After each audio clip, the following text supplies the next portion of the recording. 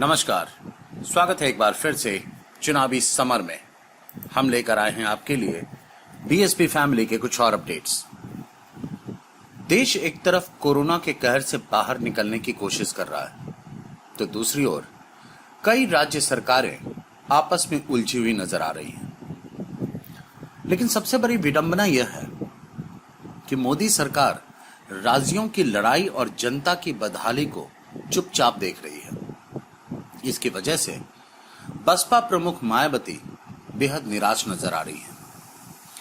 आपको बता दें कि मायावती ने कहा कि कोरोना के बढ़ते मरीजों और मौतों के मद्देनजर केंद्र तथा देश के विभिन्न राज्यों के बीच तालमेल एवं सद्भावना के बजाय उनके बीच बढ़ता आरोप प्रत्यारोप तथा राज्यों की आपसी सीमाओं को बंद करना अनुचित और कोरोना के विरुद्ध संकल्प को कमजोर करने वाला है। इसलिए मायावती ने इस मामले में केंद्र से प्रभावी हस्तक्षेप की मांग की।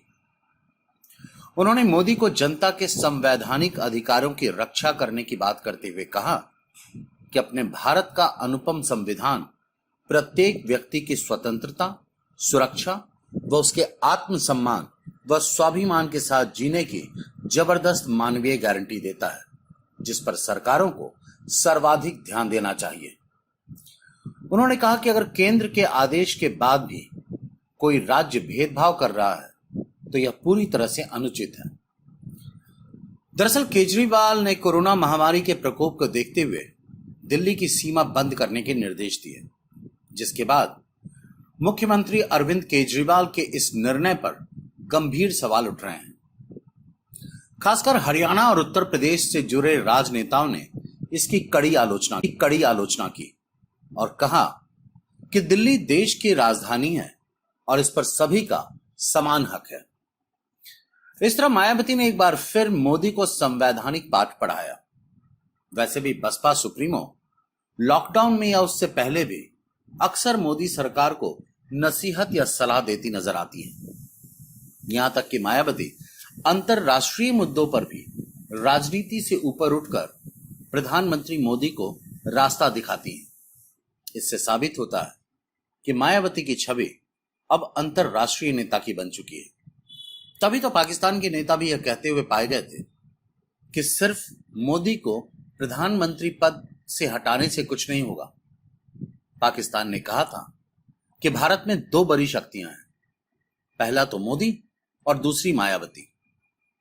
पाकिस्तान ने कहा था कि अगर मोदी हट भी गए तो मायावती आगे भारत को संभाल लेंगी।